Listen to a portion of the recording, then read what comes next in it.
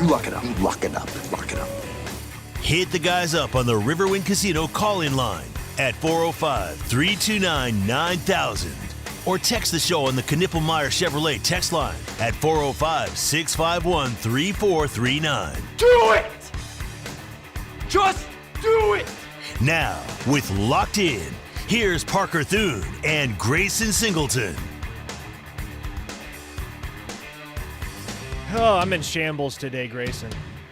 On a Friday? Not a great Friday. Oh, man. I'm going to be completely honest with you. What's up with you? It has nothing to do with Nate Dreiling being hired at Oklahoma. It has nothing to do with Wes Goodwin being hired at Oklahoma. That's obviously the big news of the day as far as OU football is concerned, and we'll dive into that.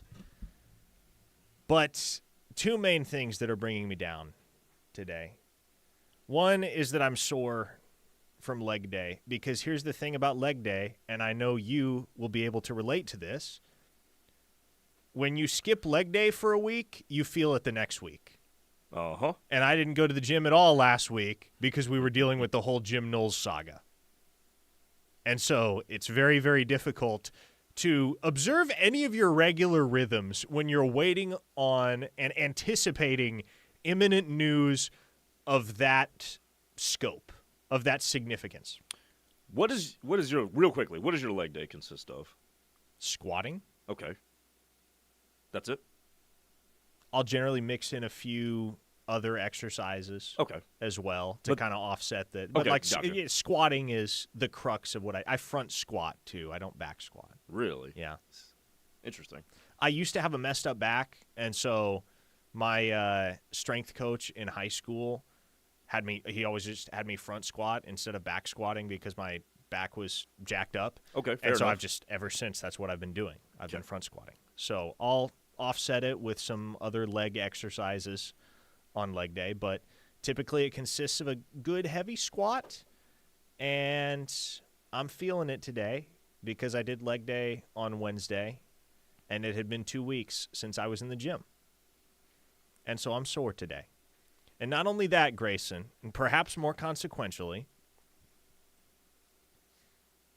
Steely and I go live on YouTube on Monday. And I didn't realize, see, I'd been poking fun at Steely for so long because I was like, Steely, you're going to hate this, aren't you? You have to sit in front of a camera for 2 hours a day. But then I realized, boy, I'm going to hate it too. You know why? Why? Because when we're live on YouTube, the only music that we can play is royalty-free music. Yeah. What are y'all going to do about no Tom Petty? No Tom Petty to open hour 2, no Nirvana to open the show, no U2 to close us out, none of the intro songs that we use for our regular guests. It's all just going to be standard cookie-cutter royalty-free music. Oh. It's really killing my vibe. You know what? I don't even blame you for that. I see how you're depressed today, even though it's a Friday.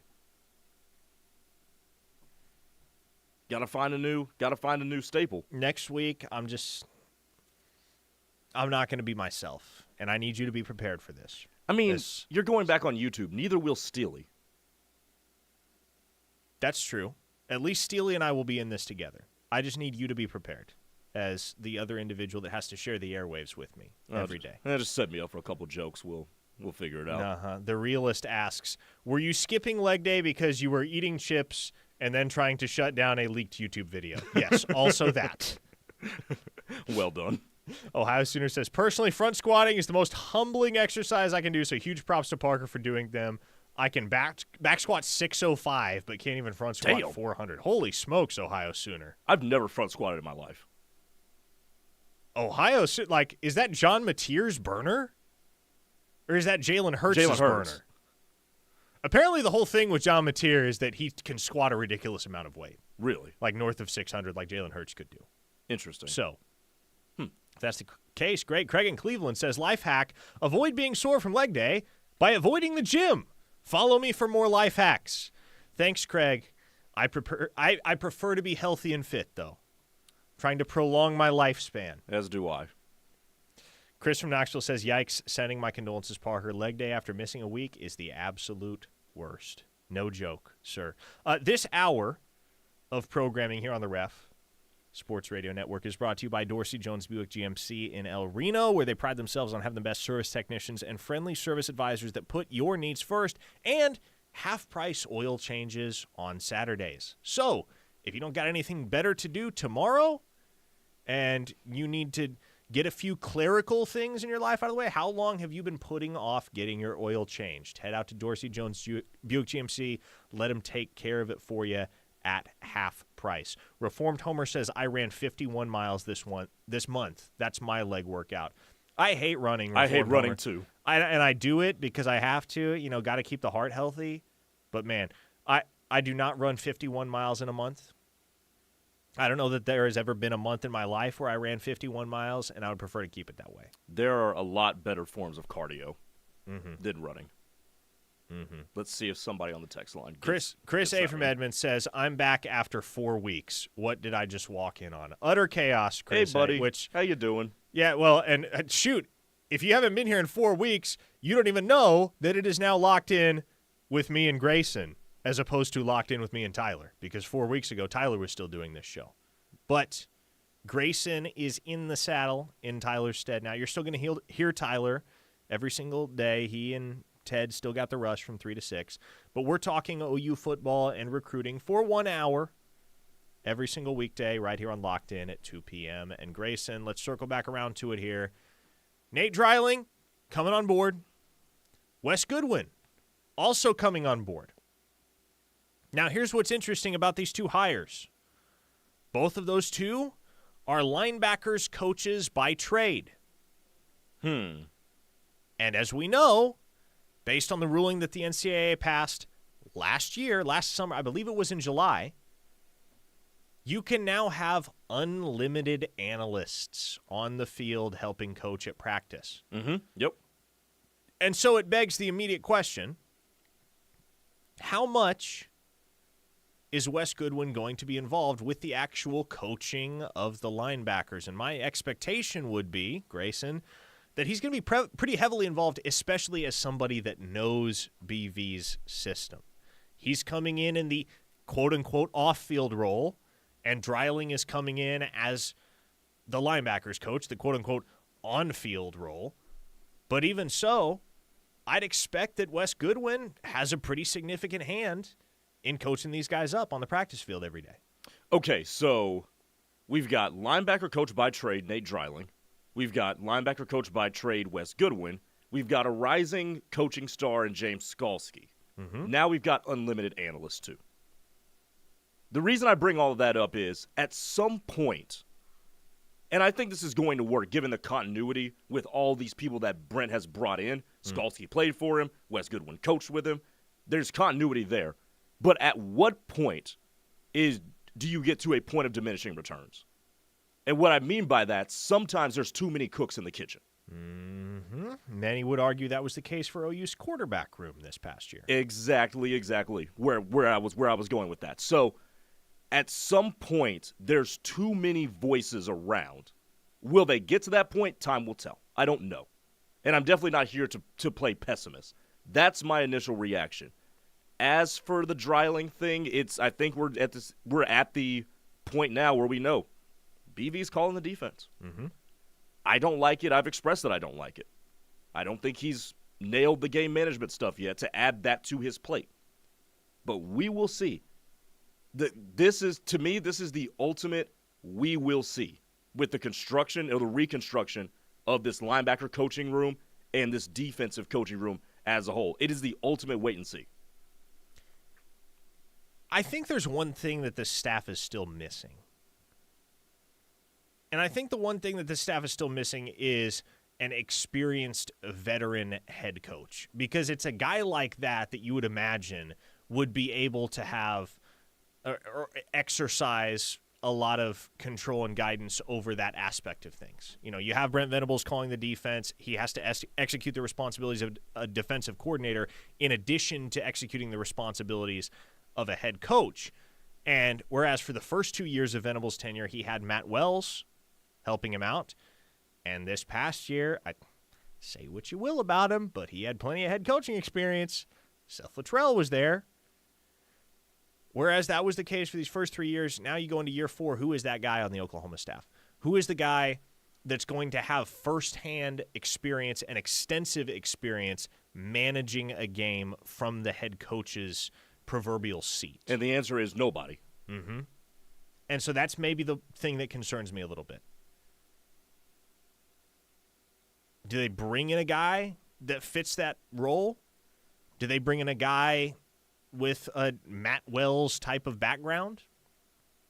Because I think Matt Wells, and it goes understated, I think he provided a ton of value for the 2 years that he was on staff at Oklahoma as an offensive analyst, because in many ways, he was Brent Venables' right-hand man in the head coaching department, if you will. Everything that a head coach does and has to execute on game days, Matt Wells was right there alongside Brent Venables on the sidelines for the most part, helping make sure that all of the boxes were checked. And look, Venables still made first-year head coaching mistakes in 2022. We all saw it. We all acknowledged it. It was an extensive topic of conversation throughout the offseason. And not to say everything was fixed in 2023, but things got a lot better in 2023. I mean, you did not see highly consequential coaching blunders in 2023 from Brent Venables. If you saw highly consequential coaching blunders from anybody that year, it was Jeff Lebby. And he got taken to task for that by the Oklahoma fan base. They already had very little patience for Lebby after the whole Art Briles thing. And he winds up going to Mississippi State. But in 2023, you had a team that won 10 games. You had a team that had great success. And that was a BYU choke job in Stillwater away from rematching Texas for the Big 12 championship game. And potentially playing in a New Year's Six Bowl. 2024 was what 2024 was. You kind of just have to flush that. In so many ways, you got to do your best to just leave it behind. Because the circumstances were vicious. The circumstances with injuries and instability on the coaching staff, having to fire an OC mid-season, like those aren't the types of circumstances that you're going to have to relive at any point, in all likelihood. And so I do my best at this point to just try and put 2024 in a vacuum and not let the 2024 season bleed excessively into my opinion of where this program is headed and what they're capable of in 2025 with how much has changed and how much is simply going to regress to the mean.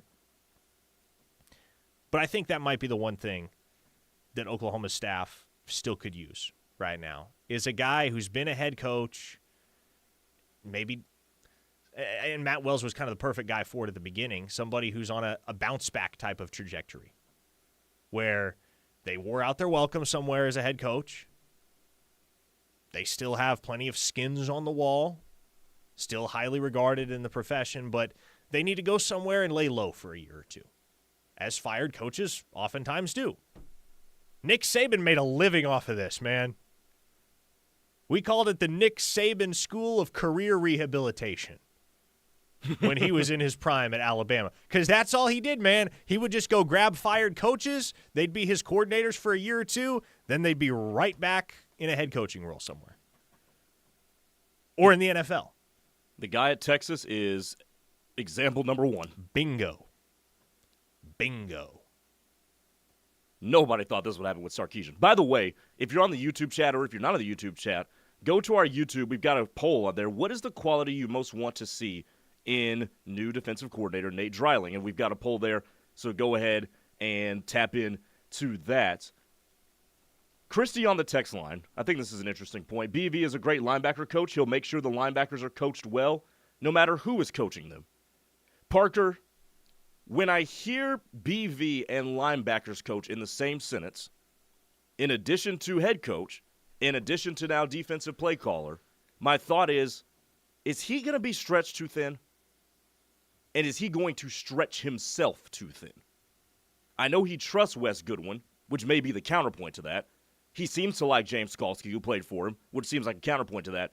But if now he's dipping his toe into a whole position room while being the head coach, which we don't know if he's great at, and resuming defensive play calls, that seems like a bit much. Well, and my expectation would be that because of these hires, Dreiling and Goodwin, as well as the presence of James Skalski, this means Brent Venables does not need to coach the linebackers at all, and probably shouldn't, for his own good. I agree. He's got enough on his plate.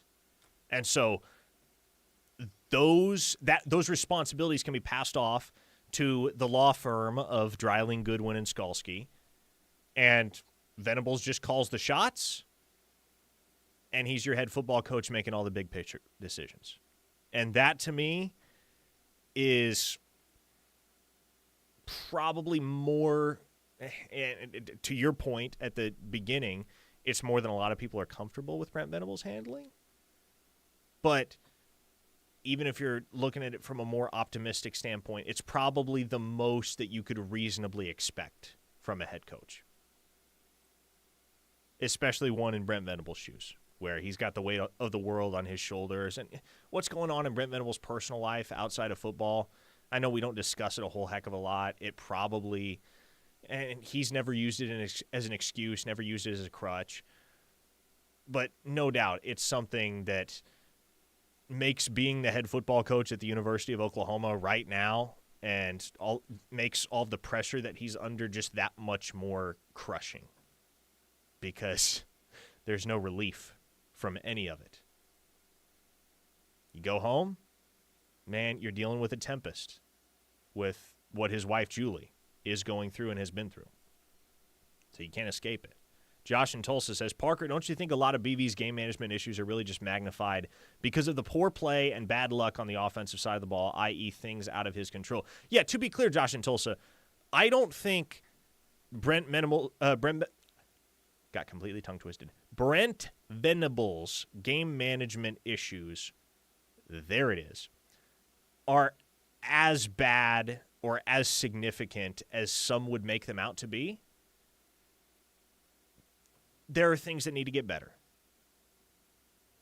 There are certainly things that need to get better.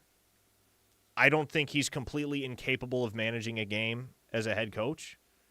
I just think we're past year 3 at this point, going into year 4, and it feels like he's still kind of feeling it out as to what he needs to be doing on game days as a head football coach. And my hope would be, I think OU fans' hope would be, that in bringing in 2 experienced linebacker coaches in Goodwin and Dreiling, that takes linebackers off of Venables' plate entirely. Yes, he does have to call the shots defensively, but as so many folks have expressed to me, I've had conversations with so many sources over the last couple of months about where this thing is headed in 2025, because there were rumors of Zach Alley's departure swirling a couple weeks before it actually happened. And the thing that's been impressed upon me is that Brent Venables is simply not wired to go hands-off with the defensive scheming and game planning and play calling. Like, he just does not have it in him to completely neglect that. And to that point, does he have it in him to completely neglect the linebacker room? That'll be interesting to see. From what I can tell, that's less of an issue for Brent as it is just having to, or I should say being willing to step away from game planning, play calling. He can't really help himself, is how it's been expressed to me. He can't really help himself in that regard. So if that's something that he's not going to be able to get off his mind, regardless, heck, you might as well hand him the duties, or you might as well have him hand himself the duties, which is what's going to happen. And then as far as the big picture stuff, and we'll see in 2025 if it gets better. No doubt it's going to be something that people are scrutinizing on a weekly basis. And there will be no quarter given to Venables in that regard. Any mistakes he makes from a head coaching standpoint are going to be subject to plenty of criticism. 405-651-3439 is the Knippelmeyer Chevrolet text line. Keep firing away. A lot of really good questions and opinions on the text line that I want to get into on the other side. Keep it here on the Ref Sports Radio Network, the home of Sooner fans. We'll be back. Horns Down Apple Pie liquor is not your grandma's apple pie unless your grandma was a moonshiner with a PhD in flavor. This all-natural, 6-time distilled spirit is sure to light up any party, tailgate, or special occasion. Whether toasting a touchdown or yelling at the umps because Spike was safe, Horns Down Apple Pie is the perfect drink for celebrating the highs and lows of life in Oklahoma. Horns Down celebrates all of you who cheer from the berm, tailgate, on Lindsay Streak, and wreak havoc on social media. You can find our red bottle at your local liquor store or search for your closest location at drinkhornsdown.com. Every step of the way. Because with us, your family. We're conveniently located at 825 North Interstate Drive, Confidence Ford of Norman, a Cavender Auto family dealership where confidence is Cavender. Don't miss out on OKC's hottest entertainment at the Showplace Theater with acts like Gladys Knight, February 28th. 38 Special, March 7th. Bonnie Raitt, March 15th. And Chicago, March 28th. Riverwind is OKC's favorite casino experience.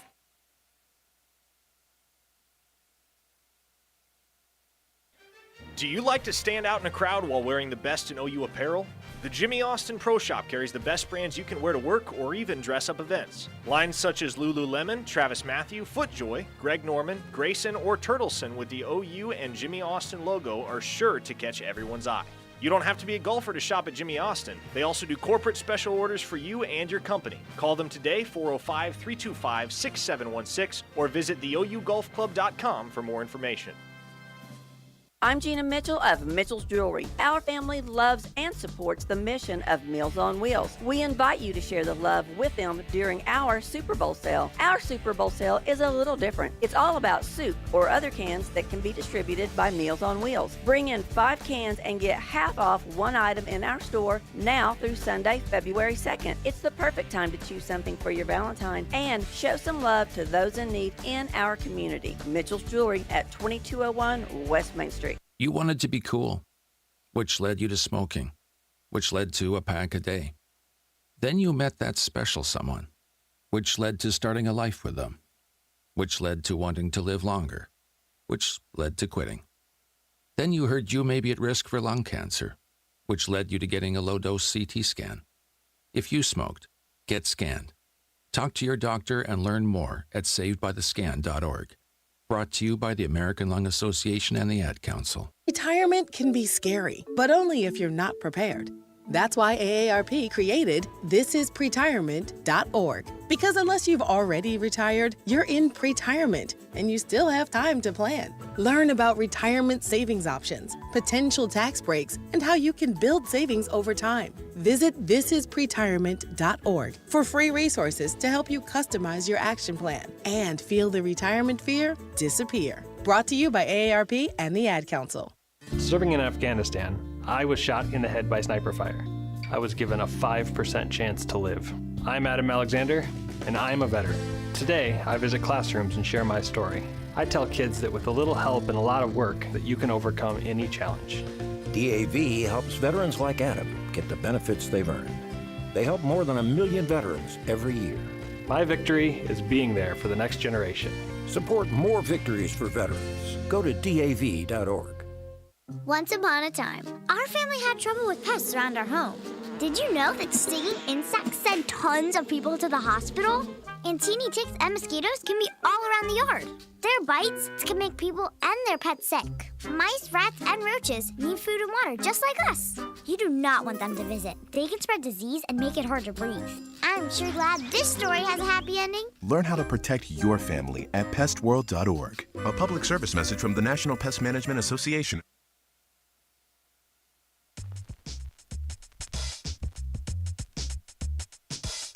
You're listening to Locked In here on the Ref, the home of Sooner fans. Parker Thune alongside former number 1 overall draft pick Grayson Singleton. There's no way we're still doing this. I saw a text on the text line about the bowling event. I saw it too. I had was to go like, there. There's no way. 405-651-3439 is the Knippelmeyer Chevrolet text line. Interesting question to start us off from Sooner Steve in Texas. I did see this on Twitter yesterday. So Devon Sears backed out of the portal. Will OU have him back? I mean, look, I'm going to say this as diplomatically as I can. All due respect to Devon Sears, who is far more athletically gifted than I ever have been, but it's probably workforce time. He's going to be, a sixth-year senior? Yeah, he'll be a sixth-year senior. He's got 1 year of eligibility left due to the NCAA's JUCO rule. He might actually be a seventh-year senior. But look, he's not going to play at Oklahoma next year. Even if they do have him back, I'm not sure why they would. They have enough quality depth at defensive tackle right now. If he didn't play for that group in 2024, he's not going to play for that group in 2025. Grayson Halton, Dominic Williams, Jaden Jackson, David Stone, where are your snaps? Not to mention Marcus Strong and Trent Wilson on the back end as well. Where does Devon Sears factor into that equation? So best I can figure is I guess Oklahoma, being that this coaching staff generally tries to do right by their players and former players, maybe they let him back to participate in spring football with the team with the understanding that he's going to get back in the portal come the April window. He doesn't need a window because he's a grad transfer, but that's probably going to be an opportunity for him to get back in the portal and have some fresher tape for one thing, some fresher practice tape, and also just more recency to his entry to pique the interest of coaches. But he's not playing at Oklahoma in any meaningful capacity in 2025, even if he were to return. Time to update that LinkedIn, buddy. I find it funny now how players are declaring for the workforce. I love it. Oh, it's hilarious. I love it. It's amazing because I'm so glad that there are at least some guys that get to the end of their college football career and they understand what they are as athletes. That's some real self-awareness right there. Yes. Because, every time I see a big old graphic from a fourth-string linebacker announcing that he's entering the NFL draft, I'm like, what are we doing here? You will not even get a training camp invite.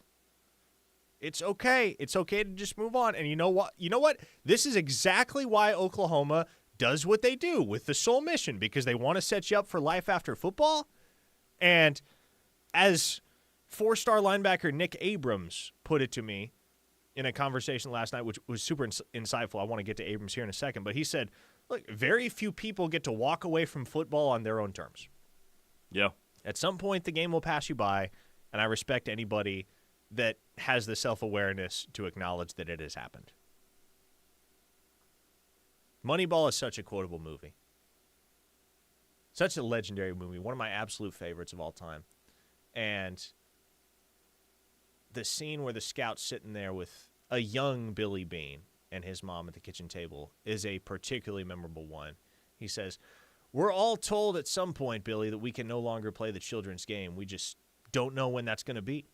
Some of us are told at 18, some of us are told at 40, but we're all told." Mm-hmm. Bingo. Whether it's other people or your body telling you.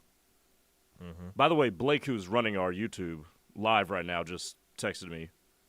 Sears was a class of 2018? Oh, my goodness. That was 7 years ago, surprisingly. There's no way, right? Because that would mean he's an eighth-year senior going into 2025. We did just have the Cam McCormick experience at Miami, so. Yeah. Justin Harrington's still hanging around. He was class of, 20 at Oklahoma after a year in JUCO, so he'll be playing his 7th year of college football. He landed at West Virginia, for those curious. Former Oklahoma defensive back Justin Harrington. But at least that year begins with a 2 and not a 1. Mm-hmm. Duggan Norman says, "You guys are excusing the 2024 season as an anomaly and not even mentioning the 2022 season. The reality is that losing seasons are a majority of the tenure of Brent Venables." Okay, fact check. True, Doug, you're correct. "You can't ignore the 49-0 and 34-3 blowout losses to rival Texas either. Yes, I hope we are better in 2025, but my look at the schedule continually comes up with another 6-6, and then who knows about a bowl game win or loss." Look, Doug, you may be right. You may be right. all we can do about the 2025 season until it rolls around is speculate.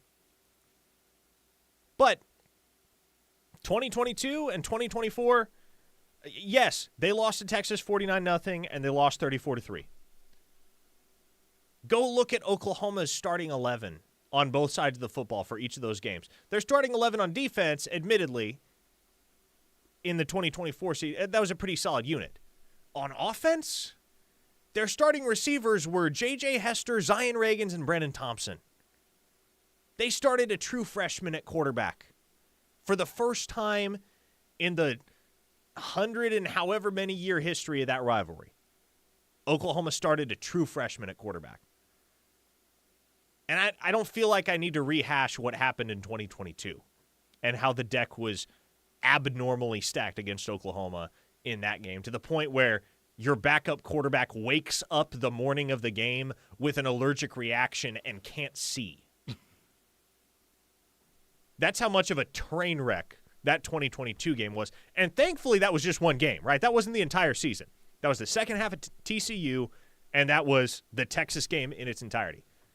2024 didn't feel that miserable. Didn't feel miserable to that degree, but it felt like a watered-down version of that OU-Texas game in 2022, prolonged over the course of an entire season. That's a very poetic way of putting that. Thank you. Anything that could go wrong did go wrong for Oklahoma in 2024. And you have to bet. I know the schedule's tough, and there's a lot of moving parts and unproven parts with the 2025 version of Oklahoma. I get that. But that schedule is pretty tough. In the same breath, we talk about this in the NFL all the time. Teams that win the majority of their one-score games usually don't repeat that the next year. I can't imagine that all of the things that went so catastrophically bad in 2024 are going to duplicate themselves next year. Now, some of them might. Injuries are a part of football. Yeah. Everybody has injuries. Everybody's got one or two to some really key contributors. But at the rate that it happened in 2024, that can't repeat itself in 2025, right? You would think. John from Bartlesville on the text line says, Parker, that 2023 team should have run that effing table. I will never disagree with you on that, John. I 1,000% agree. 1,000% they should have gone 12-0 in the regular season that year. Those Kansas and Oklahoma State losses, I mean, say what you will about the PI no call against Drake Stoops in the end zone against Oklahoma State. That game was still winnable. Didn't come down to that play. He goes on to say, though, but 2024 was a guy with alcohol poisoning recently struck by a meteor trying to run a 5K on a greased road. Reset and get back at it last year will not happen again. That's far more poetic than anything I've said today or this week, John. Very vivid depiction of the situation for Oklahoma in 2024. And it's not far from the truth. It was one haymaker after another. I mentioned Nick Abrams earlier in the segment. Oklahoma just offered Nick Abrams yesterday, 4-star linebacker out of the state of Maryland.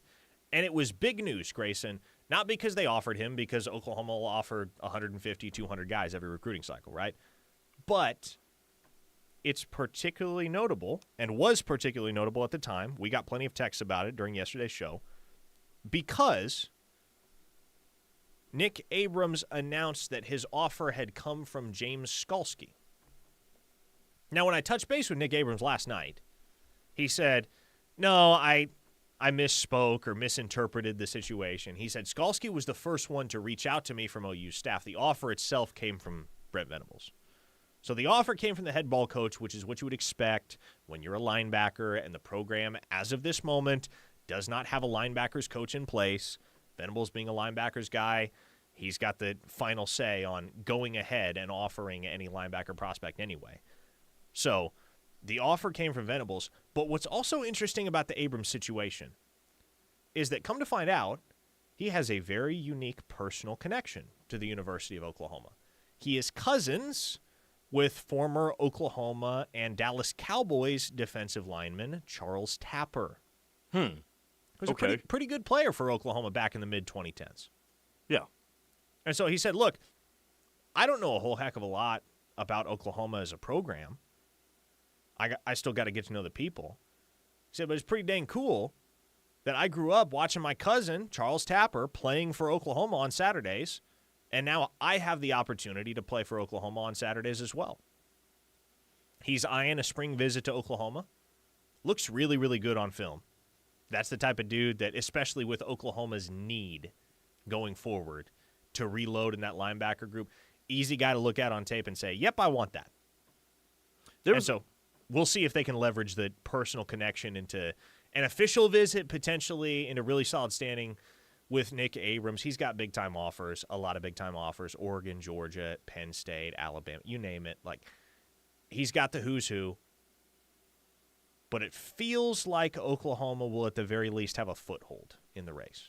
There's another linebacker that I was watching film on right before we came on that I really liked, Tyler Atkinson, who Oklahoma has also offered.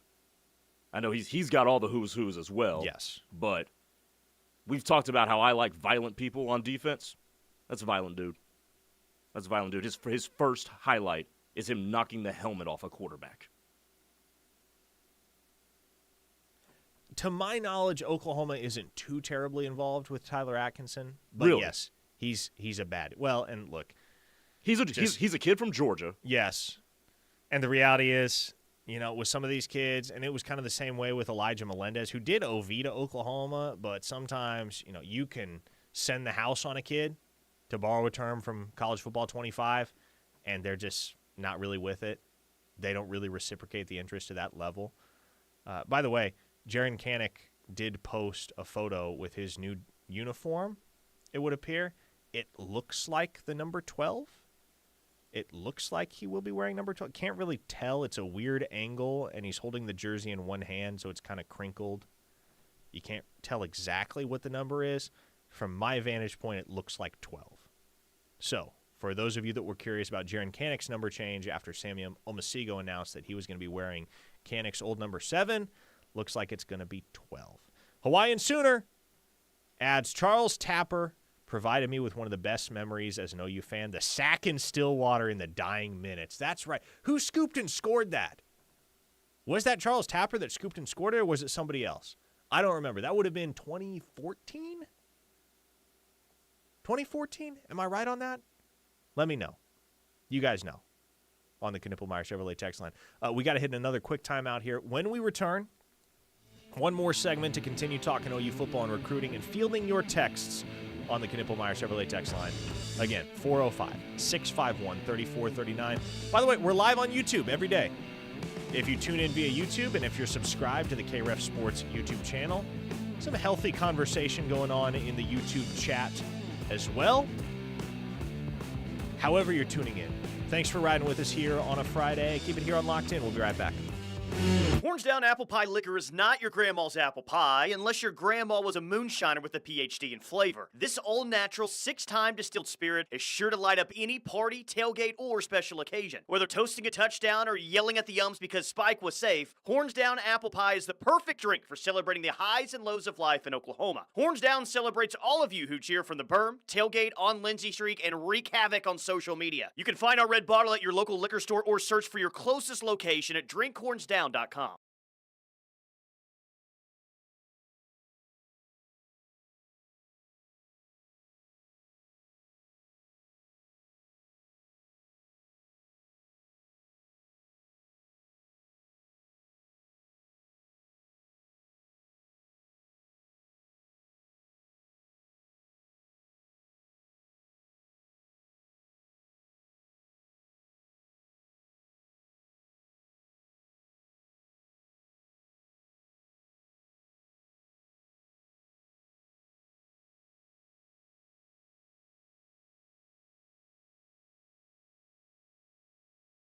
(701) Hometown lawyers ready to fight for you when experience matters. So what do you do if you're 30,000 feet in the air, the weather is bad, disco is fading fast, and somebody just killed one of the flight crew? Better extinguish your cigarettes and assume laugh positions as the Sooner Theater invites you to join the Mile Die Club this Valentine's Day weekend, February 12th through the 15th. The murderously funny and not quite right dinner and show is an adults-only evening benefiting the programs and productions at the Sooner Theater. Tickets are on sale now at SoonerTheater.org. The all-new Eskridge Honda is here, right in time for the new year. Our new building is awesome, just like these deals. Right now, get new 2024 Honda Ridgelines, just $349 per month. Come in today to get the best deals all month long. Now conveniently located off I-35 and 89. Just look for the blue tents on the roof. Online at eskridgehonda.com. 2024 Honda Ridgeline, $349 per month, 3-year, 10,000-mile lease, $49.99 plus TTNL. First month's payment due at signing. Ends 1/31/25. That twinge in your knee isn't going to wait until Monday, and neither do we. At Orthostat, we've expanded, so you get better hours, better facilities, and the same great care. Open 8 a.m. to 8 p.m., 7 days a week. Whether it's sprains, strains, fractures, or joint pain, from knuckles to knees and every joint in between, our same-day, affordable care gets you back to life faster. Visit OuchOrthostat.com to learn more. How do you give hope to a child in the foster care system? It starts with your heart. That tug you feel on yours when you hear that children are waiting for a stable, loving voice to speak up for their best interests. And then it becomes your time. What started out as a feeling that maybe you could make a difference becomes the difference. Change a child's story. There is a child waiting for a volunteer like you. Contact South Central CASA at 405-360-5295. There's strength in family, and there's strength in partnership. Hi, I'm Adam Hurst with Armstrong Bank, where we believe in building financial stability and enduring relationships. As a family-owned community bank since 1909, we'll always be here to support you because we know that true strength is in our communities. Armstrong Bank, strength runs in our family. Visit armstrong.bank, member FDIC. Hey, wouldn't it be great if life came with a remote control? You know, you could hit pause when you needed to, or hit rewind, like that time you knocked down that wasp's nest. Uh-oh. Well, life doesn't always give you time to change the outcome, but prediabetes does. With early diagnosis and a few healthy changes, you can stop prediabetes before it leads to type 2 diabetes. To learn your risk, take the 1-minute test today at doihaveprediabetes.org. Brought to you by the Ad Council and its prediabetes awareness partners.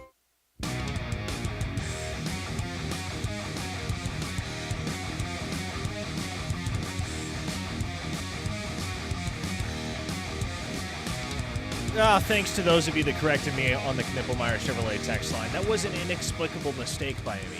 I guess 2014. I should have recalled that odd years were Stillwater Bedlams, even years were Norman Bedlams. And of course in 2014 in Norman, Bob Stoops re-kicked to Tyreek Hill, and we know what happened.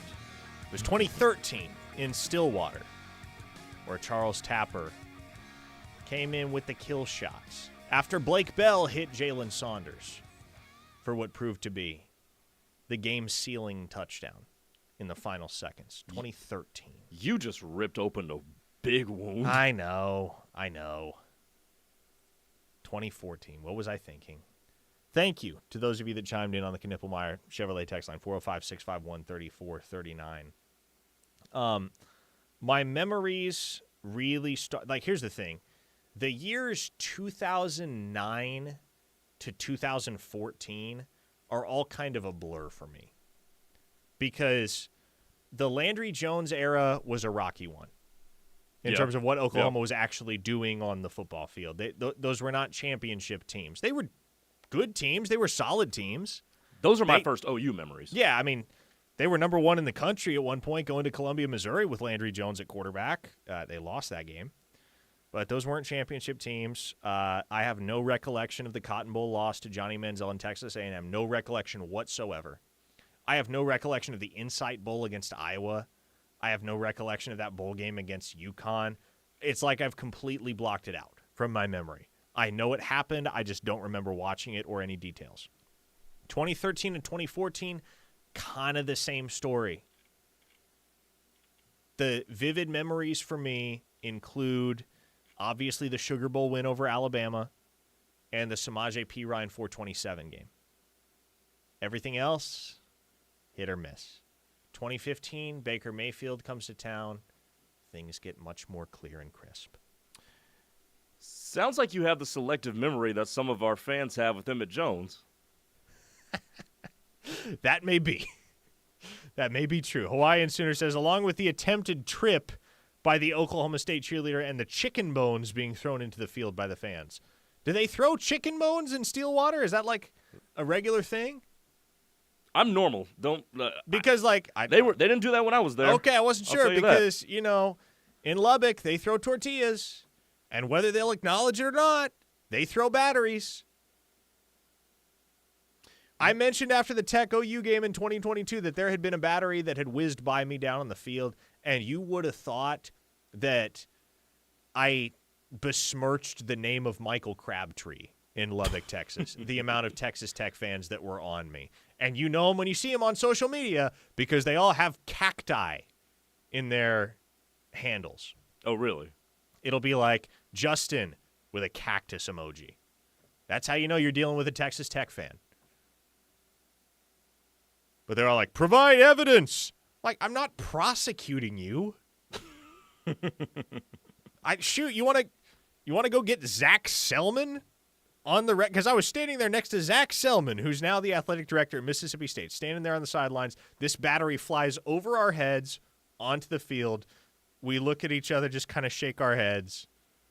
That's Lubbock, Texas. If you would go and ask Zach about it, he'd tell you there were batteries flung that night, more than one.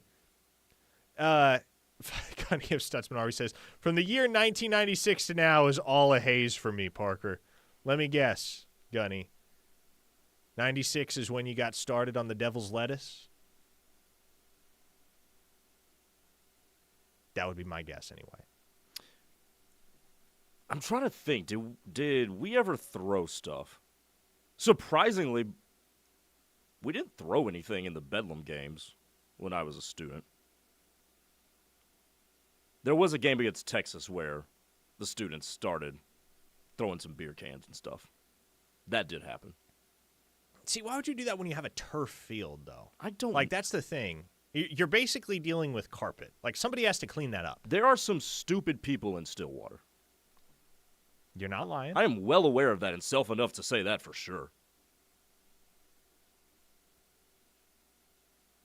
But were you one of those stupid people? No. Not even college you? Not throwing beer cans at a football game. Nope, didn't do that. Not even? I did some stupid stuff. Okay. Yeah. Listen, we all do stupid stuff in college. That's what college is for. Just not on that stage. By the way, let's hit the YouTube chat here real quick. We got a lot of listeners tuning in via YouTube today. Mark Vigil says, maybe if Parker stopped watching Moneyball, he'd have time for new movies. Touché, Mark. That's a good one. That's probably true. Charlie Price says, I think Moneyball might be the only movie Parker has ever seen. You might think that because I do quote Moneyball a lot. It's a very quotable movie, though. It is, but it does sound like it is the only movie you've ever seen. Let's see what else we have here. Robert Polson asks, Parker, does OU have a shot with Drew Evers, Nick's younger brother? Yes, they do. I'm not entirely sure whether Oklahoma will get an official visit for Drew Evers, or from Drew Evers, excuse me, but they'll be in the mix all the way till the end.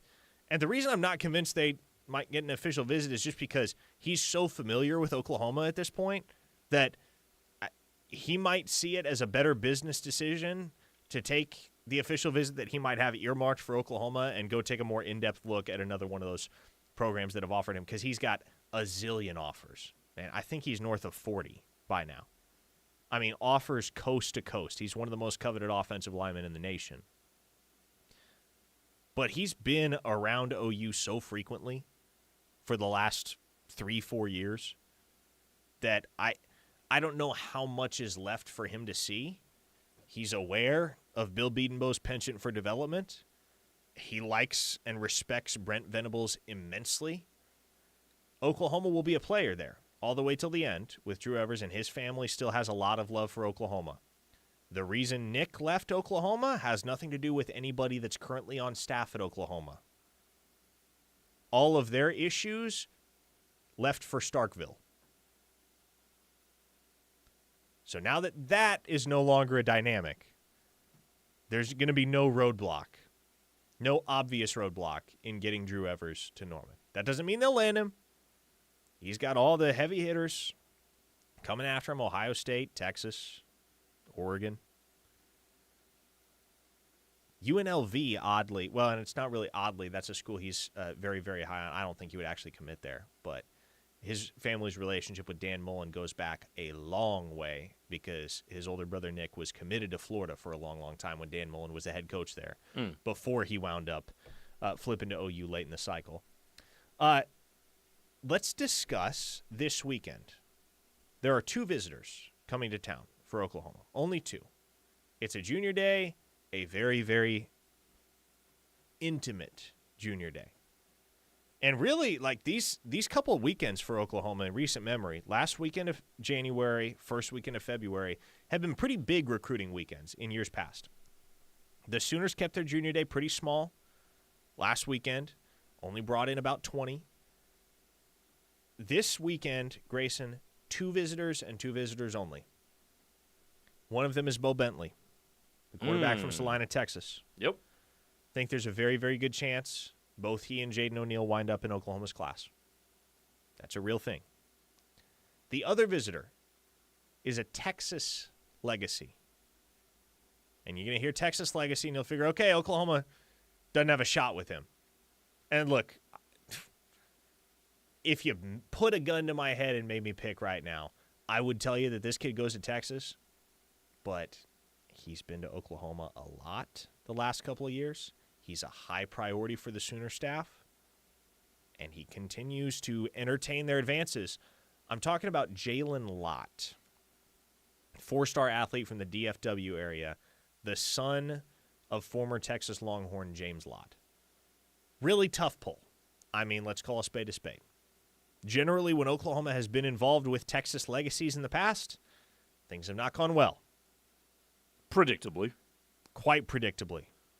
The Colton Vosick thing, that's going to be deeply ingrained in the minds of Sooner recruiting fanatics for a long, long time. Because that kid actually committed to Oklahoma. Committed to Oklahoma for 3 months, and then he rug pulls him in November and decides, nope, you know what? My heart's at Texas. It's always been at Texas. I'm going to go to Texas. So could that same thing play out with Jalen Lott? It absolutely could. And to be honest, this coaching staff has more chutzpah than I would in their shoes, because this is a kid that I quite frankly would not be trying for. I'd just be like, okay, yeah, you know what? He's going to be a Longhorn. Might as well just focus our attention elsewhere. But, man, they've continued to press the issue with Jalen Lott, and they've become one of his top schools. Going back to the other guy that's going to be on campus, Bo Bentley, he just got an offer from Ohio State. That is correct. Are you still as confident that he ends up in the OU class, even though Ohio State's now in the mix? We'll see we'll get a better sense after this weekend, I do believe. We'll know a little bit more after this weekend, because right now the conversations have still been pretty preliminary between Oklahoma and Bo Bentley. He has to get to campus. He's got to get a feel for the staff and the campus environment, the facilities, all the stuff. And, you know, he's seen this stuff before. Grew up a big, big OU fan. But to experience it as a fan and to experience it as a prospect, 2 very, very different things. So, no doubt, there will be some conversations that ensue this weekend about how they're going to use him and what they see his future looking like at Oklahoma and what the timeline is to potentially getting him on the field and how they're going to make it jive between him and Jaden O'Neal from a competitive standpoint. I don't think Bo Bentley's the type of kid that's going to want any sort of assurances or guarantees, and that's not something OU's coaching staff would give him anyway.